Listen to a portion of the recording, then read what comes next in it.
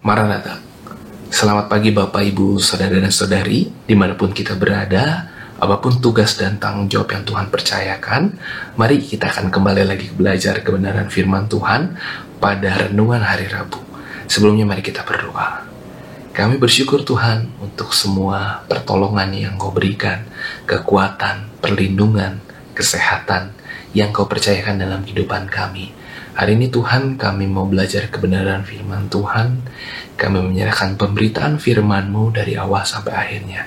Engkau yang beracara dalam renungan hari ini, kami rindu belajar sesuatu yang baru. Terima kasih Tuhan Yesus, haleluya, amin. Bapak, Ibu, dan semua saudara-saudari, hari ini kita mengangkat satu tema, paket lengkap. Paket lengkap. Apa itu paket lengkap? Kita akan belajar hari ini, yang terambil dari Yesaya 9 ayat yang kelima. Yesaya 9 ayat yang kelima. Sebab seorang anak telah lahir untuk kita, seorang putra telah diberikan untuk kita. Lambang pemerintahan ada di atas bahunya, dan namanya disebutkan orang, Penasehat Ajaib, Allah yang perkasa, Bapa yang kekal, Raja Damai. Beberapa waktu yang lalu saya teringat 20 tahun yang lalu, saya, Lydia, dan Yonatan merayakan ulang tahun di McDonald. Setiap anak yang ulang tahunnya dirayakan pasti mendambakan hadiah. Karena ketika anak mendapatkan hadiah merasa dikasihi. Nah, saya ingat waktu itu saya rindu mendapatkan hadiah mainan mobil-mobilan. Tapi yang terjadi adalah banyak di antara tamu undangan, teman-teman saya, memberikan hadiah itu pakaian. Ada juga beberapa di antaranya yang memberikan angpau. Pakaian dan angpau punya nilai. Dan tidak artinya bahwa pakaian dan angpau itu lebih rendah dibanding mainan. Tapi nyatanya bahwa saya khususnya merindukan, cita-citakan dapat hadiahnya mainan. Nah, seringkali realita berbeda dengan ekspektasi, bukan? Nah, bagaimana saat kita sudah beranjak dewasa saat ini? Bagaimana saya dan saudara merasa dikasihi? Ada sebagian kita merasa dikasihi dengan adanya quality time, waktu khusus yang dihabiskan bersama dengan handai taulan keluarga, dengan pasangan, dipuji, didekap, dipeluk, dilayani, atau diberikan hadiah. Nah, Bapak Ibu, kita sebagai seorang pribadi, sebagai seorang anak, atau orang tua, atau pasangan, pasti rindu memberikan yang terbaik buat pasangan kita, bukan? Nah, kalau kita saja sebagai manusia yang penuh dengan keterbatasan, apalagi Bapa kita yang di sorga, Dia memberikan hadiah yang spesial, paket lengkap. Khususnya di bulan Desember ini, sebentar lagi kita akan masuk ke hari Natal, merayakan hari kelahirannya, dan Allah Bapa di sorga memberikan anaknya yang tunggal kepada kita. Nah, ada pertanyaannya adalah, sebab seorang anak telah lahir untuk kita, seorang putra telah diberikan untuk kita. Born to us, give to us. Nah, Bapak Ibu, pertanyaannya adalah, kenapa saya dan saudara layak untuk mendapatkan anak tunggal? Allah Bapa memberikan anaknya yang tunggal, anaknya yang satu-satunya untuk manusia yang berdosa demi membayar hutang. Dia datang ke dalam dunia bukan menjadi seorang pangeran, tetapi manusia pada umumnya, bahkan lahir di kandang domba. Dia lahir sebagai manusia untuk mati di atas kayu salib, untuk menembus segala dosa manusia. Begitu mahal harga yang harus dibayar oleh pribadi Kristus Yesus untuk memilih datang ke dalam dunia, untuk memilih taat kepada perintah Bapa. Itulah bukti cinta kasih Tuhan yang besar kepada manusia. Kalau pertanyaannya adalah, apakah sepenting itu kita di hadapan Allah? Sepenting itu Bapak Ibu, sampai Dia memberikan anak yang tunggal. Kalau kita tidak dicintai, kita tidak penting, kita tidak berharga di mata Allah Bapa, tidak akan ada namanya Kristus Yesus datang ke dalam dunia. Saya dan saudara pernah datang ke restoran makanan siap saji, bukan? Di situ kita bisa melihat ada burger, ada ayam yang digoreng, dan pilihannya ada a la carte atau paket. Nah, à la carte itu ternyata dari bahasa Prancis yang artinya adalah sesuai menu. Atau dalam bahasa Indonesia sebenarnya bisa diartikan terpisah. Apa maksudnya terpisah? À la carte itu cuma membeli satu makanan saja. Sedangkan kalau paket itu bukan hanya ada satu makanan, tetapi ada makanan pembuka, ada makanan utama, bahkan ada minuman dan makanan penutup. Artinya adalah paket lengkap. Nah, sama seperti sebuah makanan, dikatakan makanan itu baik, makanan itu sehat adalah mengandung karbohidrat, mengandung protein, mengandung lemak, mengandung vitamin, dan mengandung mineral. Nah, Bapak Ibu saudara sekalian, begitupun kasih Tuhan yang begitu besar dalam kehidupan kita. Kasih Tuhan itu adalah paket lengkap. Setiap pemberian yang baik dan setiap anugerah yang sempurna datangnya dari atas. Diturunkan dari Bapa segala terang, padanya tidak ada perubahan. Nah, kalau makanan saja pasti kita akan memilih untuk cari paket yang lengkap. Nah, bagaimana dengan kasih Tuhan? Apa sih kasih Allah yang sempurna, kasih Allah yang baik, kasih Allah yang paket lengkap dalam kehidupan kita? Hari kita kan belajar dalam Yesaya 9 ayat 5. Apa itu paket lengkap? Yang pertama adalah kasihnya nyata dalam penasehat ajaib. Satu sosok yang Allah berikan kepada manusia. Yaitu kalau bahasa Inggris, wonderful counselor. Kalau counselor saya teringat seperti seorang konsultan. Apa tugas konsultan? Tugas konsultan itu memberikan arahan, memberikan semangat, memberikan teguran, memberikan terobosan-terobosan baru. Intinya adalah memberikan nasihat-nasihat. Dan Bapak Ibu, paket lengkap yang Tuhan berikan adalah pribadi ini adalah Kristus Yesus sebagai seorang penasehat yang ajaib. Bukan hanya sebagai konsultan yang terpercaya, tetapi konsultan yang terpercaya dan ajaib. Dan itu muncul dari pribadi Kristus Yesus. Bahkan Allah Bapa juga memberikan pribadi Roh Kudus yang menolong kita untuk berkiprah, untuk melayani, untuk hadir dalam marketplace. Yang kedua, Bapak Ibu, paket lengkapnya apa lagi? Mighty God, Allah yang perkasa. Kalau kita berkata Allah adalah Allah yang pencipta, bukan? Allah yang maha mampu, maha berkuasa. Tetapi disebut lagi Mighty God, Allah yang perkasa. Firman Tuhan menulis, siapa orang ini sehingga badai pun tunduk kepada dia. Bukan hanya badai, Bapak Ibu, setan dan iblis pun tunduk. Alam tunduk. Semua hal dalam bumi, dalam tata surya, tunduk dalam namanya. Kita punya Allah yang perkasa. Dan apapun permasalahan yang kita hadapi saat ini, saya percaya dan kita mau belajar percaya bahwa kita punya Allah yang berkuasa. Allah yang perkasa. Lebih besar dibanding permasalahan kita, lebih besar dengan tantangan yang kita hadapi saat ini. Yang ketiga, Bapak Ibu, bicara tentang everlasting Father. Selain Tuhan memberikan yang terutama itu kasih anugerah, tetapi sosok Allah, sosok Tuhan digambarkan sebagai seorang Bapa. Bapa yang kekal, Bapa yang selalu ada dalam musim kehidupan kita, Bapa yang selalu ada dalam setiap waktu kehidupan kita. Saya pernah berpikir kalau saya harus diperhadapkan Tuhan kehilangan ayah saya, kehilangan papa saya. Saya berpikir betapa sedihnya saya ditinggalkan. Sekalipun saya menyadari bahwa papa saya bukan sosok papa yang sempurna. Ada plus dan ada minusnya. Dan ketika saya menantikan kehadiran Joanna dalam dunia, saya berpikir, Tuhan, apakah saya sudah menjadi anak yang baik? Dan Tuhan, apakah saya bisa menjadi seorang bapak yang baik buat Joanna nantinya? Dan saya yang terbatas, saya tahu papa saya juga terbatas, ada plus dan minusnya, berusaha untuk menjadi papa yang baik, apalagi bapak kita yang di surga. Dan dikatakan bukan seperti bapak di dunia yang usianya 60-70, kalau Tuhan masih mempercayakan usia 80. Tapi kita punya Bapa yang kekal, everlasting Father. Apa maksudnya Bapa yang kekal?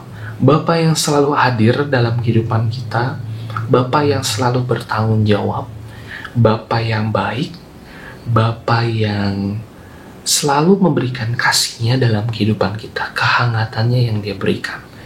Dan seringkali di antara kita bahwa kita menganalogikan Bapa di sorga seperti Bapa di dunia, walaupun itu tidak bisa lepas. Seringkali Bapa di dunia mengecewakan, tetapi disinilah Tuhan memberikan kepada kita satu kasih yang sempurna dalam wujud Bapa yang begitu sayang dengan anak-anaknya.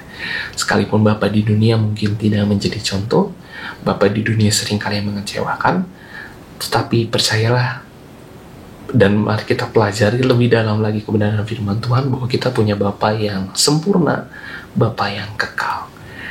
Dan seringkali kita berkata bahwa saya tidak pernah merasakannya. Kalau saat ini Bapak, Ibu, Saudara dan Saudari di rumah dimanapun kita berada berkata bahwa saya tidak pernah merasakan kasih Allah, kenapa kita tidak minta kepada Dia?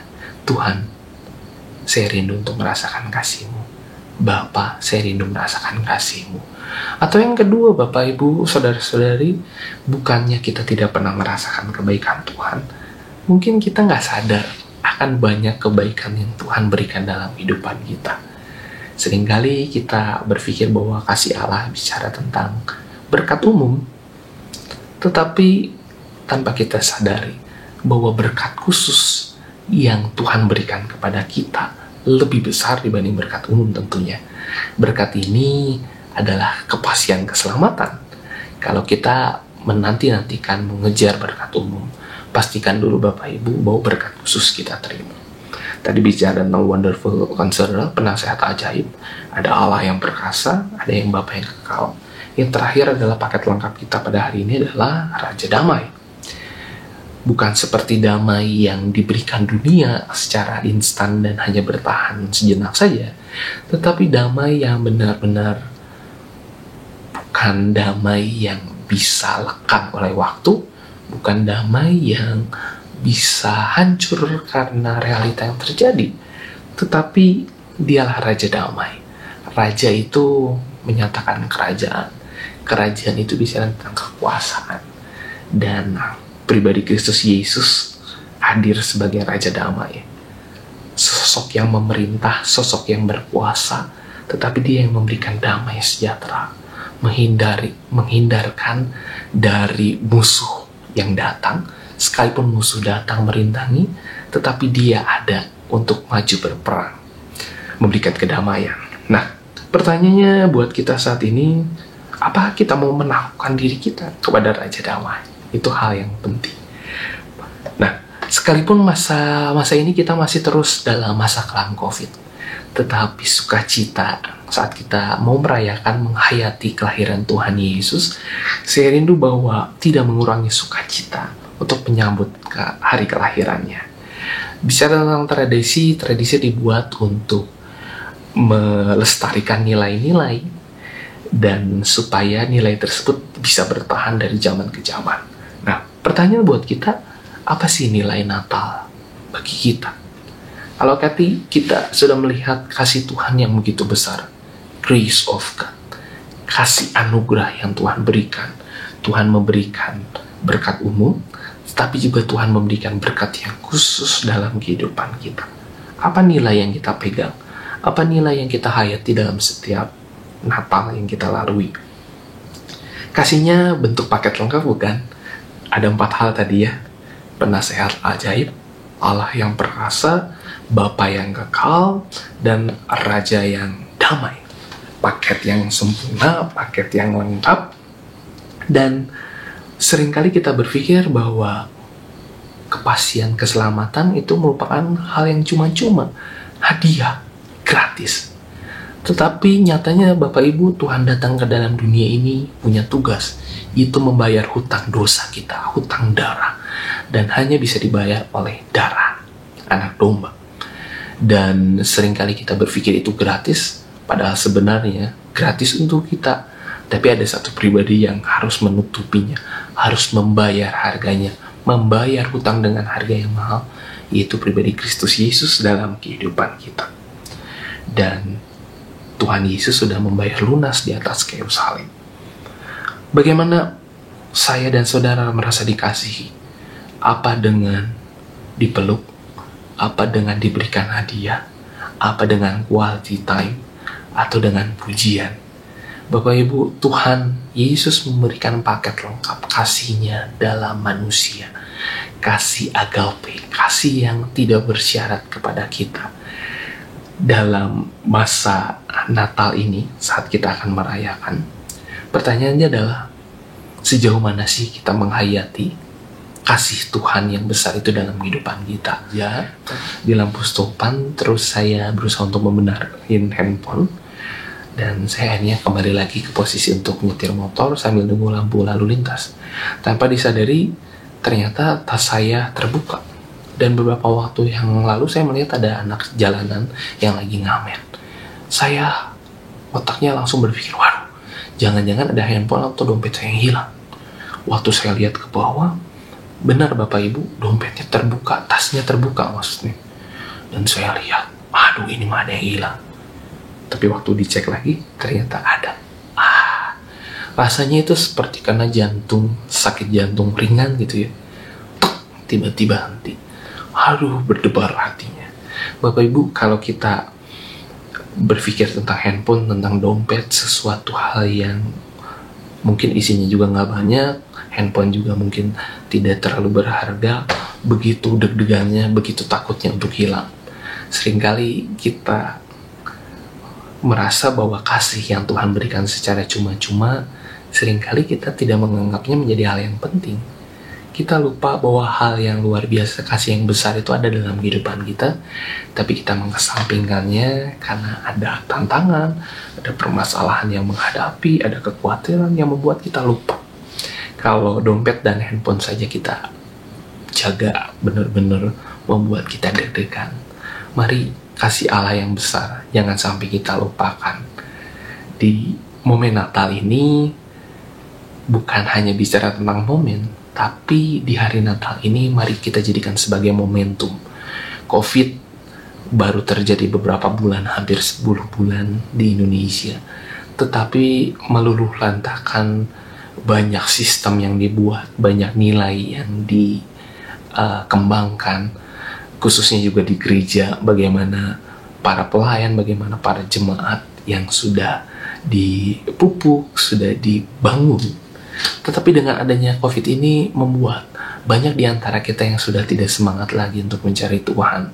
Ada di antara para pelayan juga yang memutuskan untuk tidak pelayanan dulu, ataupun ada di antara kita yang sebagai pelayan jadi berat untuk melangkah. Ada kalanya kita harus datang terlambat gitu ya, karena dengan banyak alasan. Ataupun mungkin di antara kita yang sudah mulai jauh dari Tuhan. Saya ingatkan, jangan sampai masa COVID ini kehidupan sudah kelam. Jangan sampai rohani kita juga kelam. Kenapa rohani kita nggak boleh kelam? Karena kita punya kasih yang besar. Sekalipun kita diperhadapkan dengan tantangan yang tidak mudah, betul. Tetapi Tuhan sudah memberikan paket lengkap. Kasih yang besar, kasih yang baik, kasih yang sempurna itu dalam kehidupan kita. Nah, Bapak Ibu, jangan sampai kita enggan dan lalai menyambut kehadirannya. Jangan sampai enggan untuk menyambut kelahirannya karena sudah terlalu sering untuk Natal. Atau jangan sampai kita lalai mempersiapkan hati kita untuk masuk dalam hari Natal, hari menyambut kelahirannya. Natal bukan sebuah momen saja, tapi mari kita jadikan momentum. Sebentar lagi juga kita akan meninggalkan 2020. Suka dan duka, keberhasilan, kegagalan kita akan tinggalkan. Mari kita momentum ini kita pakai untuk kembali lagi melekat kepada Tuhan. Terima kasih Bapak Ibu. Mari kita berdoa. Kami bersyukur Tuhan pada hari ini kami semakin diingatkan bahwa Engkau memberikan kasih yang lengkap, kasih yang begitu besar dalam kehidupan kami, kasih yang sempurna. Ampuni kami, seringkali kami melupakannya, tetapi kasih-Mu tidak surut, kasih-Mu tidak mengecil, kasih-Mu tidak hilang dalam kehidupan kami, tapi dalam kelemahan kami justru kami semakin melihat Engkau dalam kehidupan kami. Terima kasih Tuhan Yesus, haleluya, amin.